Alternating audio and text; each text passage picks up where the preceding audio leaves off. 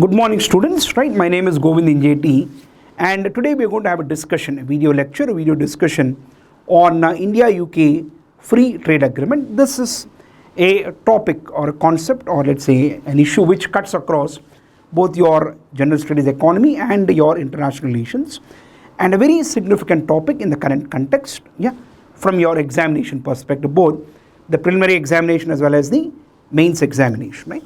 Now students, let us look at this topic. Now what is the broader context of this topic? The broader context of this topic is the India-UK strategic relationship, right?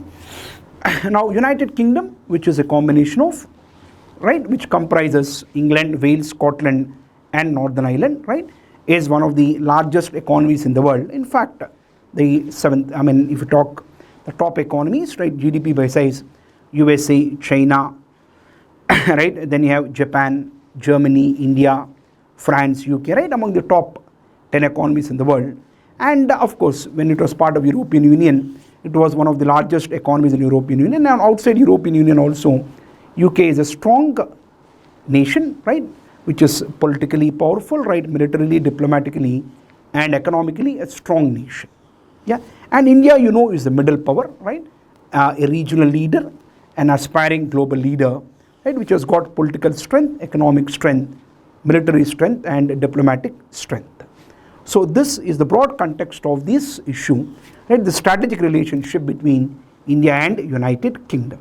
And in this context, the focus is on the economic dimension of the relationship, the signing of the free trade agreement. Yeah. Yes, students, right? Okay. Now, let me go to the next slide. The context: India and UK engage in negotiations to resolve the contentious issues in the ongoing talks for India-UK free trade agreement. Yes, students, India and United Kingdom, the free trade agreement between them. Yeah, so free trade agreement is a kind of economic engagement, right? And UK was initially part of European Union. Now, after Brexit has come out of the European Union in 2016, right? So the broader economic engagement between India and United Kingdom, and one of the manifestations of that broad economic engagement is signing of the free trade agreement. Of course, there are three stages, students, right, for an international agreement to finally take a shape, right? The first is you sign on the agreement. First the negotiations, right? Then you sign on the agreement, then you ratify the agreement, and then you implement the agreement, right? So FTA stands for Free Trade Area or a free trade agreement, that is trade diplomacy or trade partnership between two nations. Now if you look, what is an FTA, students? It is a pact or an agreement between two or more nations to reduce barriers to imports and exports among them, right? Yeah. So basically a free trade agreement is a trade agreement or a trade partnership or a trade diplomatic arrangement between two nations, right, for the free flow or the free movement of goods, services, investments, ideologies, intellectual properties, factors of production, human resources, right? But basically you talk about three things: goods, services and investments. The free flow without any restrictions. And what does an FTA provide for? What is contained in a free trade agreement? Significance, right? FTAs encourage business. FTAs increase the production and consumption of internationally traded goods. FTAs encourage foreign direct investment, which helps in capital flow and employment creation. FTAs help in eliminating monopolies, right? So these are all the significance of the benefits of free trade agreements. As I've told you, students, basically a free trade agreement is an agreement which encompasses the free movement of goods, services and investments. Now what does this do? This basically will help you in abolishing monopolies, since you will open up trade. So there are opportunities for, right, different avenues and opportunities for business to expand. So few people dominating the business arena will slowly come down, and it will provide opportunities to multiple people or multiple entrepreneurs on both sides of the border or in both the nations. It will increase in the expansion, or it will increase the trade volume, it will expand the trade volume, right? Give scope for more varieties of goods and services to be exported and imported, and would allow for the free flow of investments, foreign direct investment, foreign portfolio investment. Basically, we will focus on the foreign direct investment, where the investor, foreign investor, has got a long-term interest to stay in the country. And flow of foreign investment in the form of foreign direct investment from UK to India is very, very significant. You have got many companies of UK operating in India, such as your Cadbury's, British Petroleum, right? Yeah, many significant companies. Then you have got your Kane Energies, right, which is playing a significant role in India's, right, hydrocarbon sector, Kane Energy or Kane UK Holdings. And we also have Indian companies, right, which are there in United Kingdom, and investment from India flowing into UK, right? So UK has been one of the largest foreign direct investors in India. So our economic partnership with the United Kingdom is of great significance. Also, please students remember, United Kingdom is India's one of the largest destinations for India's services exports and textile and leather export. That is, lot of the labor intensive industries or export oriented industries, goods, right, their major destination is the United Kingdom, and it also accounts for a bulk of India's services exports, right, banking, IT and ITS, right. So it's a destination, and you find a lot of Indians who have migrated to United Kingdom and made a livelihood there, and the role of Indian diaspora, who have now, right, holding big positions in United Kingdom, strengthening our economic partnership. All this would culminate in India and UK, enabling India and UK to sign the free trade agreement. So India and UK free trade agreement, the issue is pending since a long period of time.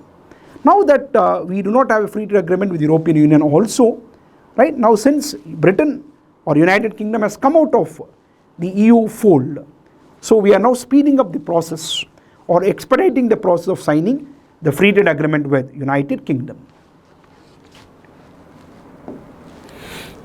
Now in 2022-23, India-UK bilateral trade stood at $20 billion, right? But this is way below the target which we had envisaged. And India-UK trade volume is $20 billion, students, and India has got a trade surplus with the United Kingdom, right? If you look at India's trade compass, students, right, with majority of our trading nations, we do have a trade deficit.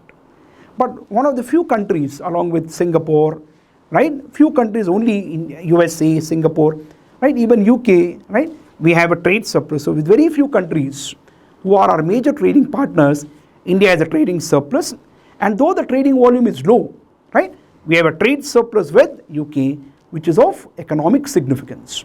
So now the platform has been laid for expanding the India-UK bilateral trade, and the FTA enabling that, right? And I've told you the economic significance of UK, students.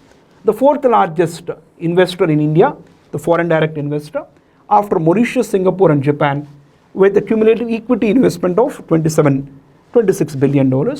India continued to be the third largest investor in the UK and emerged as second largest international job creator, with Indian companies creating more than 110,000 jobs. So mutually, the free trade agreement would now enable both India and UK to mutually benefit. So there is going to be greater synergy, right, in the area of economy, once the free trade agreement comes into picture, right. So India, UK as one of the largest FDI investors in India, and also, right, India as one of the largest investors in UK, right, establishing companies and creating employment, and the role of the Indian diaspora, right, the top businessmen of Indian origin, right, Lord Swaraj Pal, Caparo Industries, right, now Infosys has a huge presence in United Kingdom, and Rishi Sunak, right, the son-in-law of Infosys, Narayana Murthy, is now the Prime Minister of United Kingdom, right. Now all this augurs well for strengthening the economic partnership between India and the United Kingdom, and now being evident in the form of signing the free trade agreement.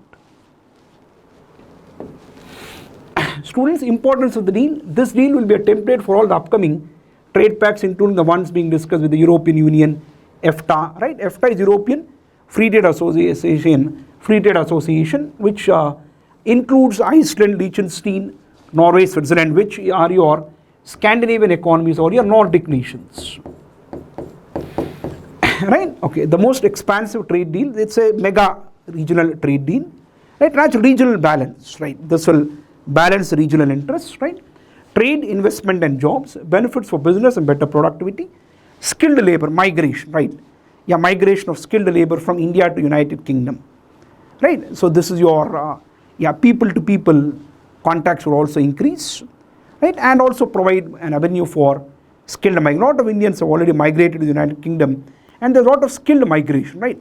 So this will further strengthen that aspect, right? And yeah, and basically India signing the free trade agreement with United Kingdom would become a template, or would serve as an example, or would serve as a model for India signing the free trade agreements with other nations also, right?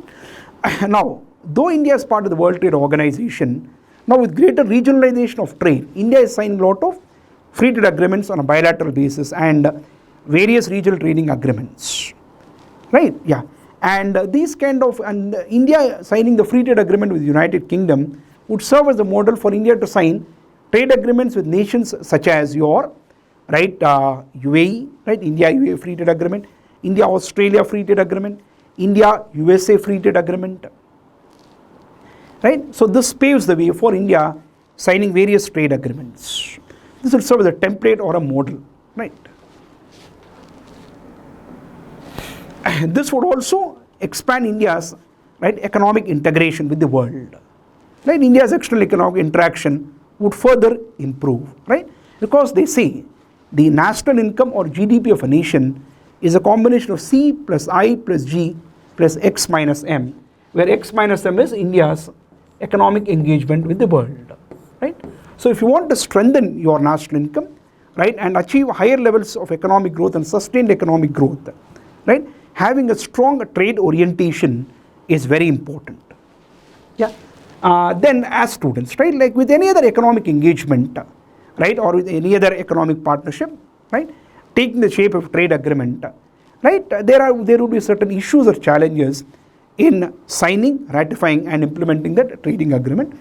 And the issues, the typical issues are your IPR, intellectual property rights issues.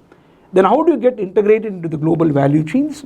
Now with greater digitalization, right, the impact of digital trade, how do you taxing e-commerce transactions, digital taxation and equalization levy, all these issues are there. And then you have got something called rules of origin. Intellectual property students, right, your patents, trademarks, copyrights, right, your industrial designs, geographical indications, right. So now since United Kingdom is a technologically advanced nation and has got a strong intellectual property culture, so when it comes to the issue of transfer of technologies or technological alliances, right, their IPR issues, right, will come up. So these IPR issues have to be settled, right? Yeah. And India is also slowly working in that direction to develop that kind of an IP culture, right? Then global value chain students, how to get integrated into the global value chains, right? Yeah, what is the value chain? Value chain is students, right? The entire chain of activities from the initial point of production, the primary stage, till the final product comes out, right? So how do we get integrated into the global value chain, right? Then students, the issues of digital trade, right? Now we are living in the era of digitalization, right? Now there is a lot of cross-border transactions, electronic transactions, right? For example, one of the issues in digital trade could be, right, taxing e-commerce transactions, right? The concept of digital taxation, the concept of equalization levy, right? So these have to be settled, right? Then rules of origin students, right? What are rules of origin? Rules of origin as provided by a free trade agreement explains that a country is entitled to get trade concessions or preferential trade only when the product is originally produced in that country and exported to the other nation, right? So, but for a developing country like India, to prove rules of origin and its authenticity might be a complex, will be a complex issue, right? So, as part of the free trade agreement with the United Kingdom, how do we relax the rules of origin so that the Indian goods and services have more market access to the UK, more market access to the United Kingdom, or access to the UK markets? So these issues, students, are the typical challenges or issues before we sign, right, or for signing a free trade agreement, not only with the United Kingdom, with every other technologically, right, or advanced economies. So these 4 issues, right, students, have to be sorted out, and it can be done through negotiations at the bilateral level. Right. Then, students, the way forward, right, now you know the significance of the broader context of the India-UK strategic partnership, the significance of India signing the free trade agreement with the United Kingdom, right, India's evolution as a global leader, right, and being one of the strongest economies in the world, right. Now this issue, signing the free trade agreement, the various intricacies involved, the various challenges have to be addressed, and we'll have to move forward. So how do we take forward the process, right? Yeah, FTA negotiations should include terms and conditions to introduce more transparency and predictability, right? Yeah, so it should be more transparent, trustworthy, everything has to be discussed in the open and solutions derived. And students, predictability, right? So very important, because one of the thorny issues of India-UK economic engagement has been the issue of retrospective taxation, the Vodafone issue, where United Kingdom complained about, right, India's, right, unpredictable tax laws. So we need more stability, consistency and predictability in our economic regulations. Discussion regarding non-tariff barriers, right? Tariff are tax barriers. Non-tariff barriers are your, right, labor clause, environmental clause, sanitary and phytosanitary measures, rules of origin, right? So these non-tariff barriers can actually impede the free movement of goods and services, right? So this has to be negotiated, right? It is said that India's poor export competitiveness has restricted it from exploiting the full potential of the free trade agreements. India should take up measures to scale up its export competitiveness, right? Yes, right? See, basically Indian economic model, students, is we are more a domestic consumption driven economy and less of an export oriented economy. But since economic reforms, right, India has also slowly started gaining strength as an export oriented economy, but still we are in its work in progress and several issues have to be sorted out, right? So as you need to improve your export competitiveness, right, there has to be ease of doing business, ease of trade, right? You need to strengthen your logistics, right?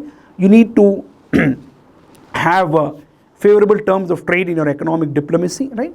So the various measures to strengthen India's export competitiveness, and developing the ability to negotiate on free trade agreements, right, so that the terms of trade are more balanced and not skewed in one country's favor, right?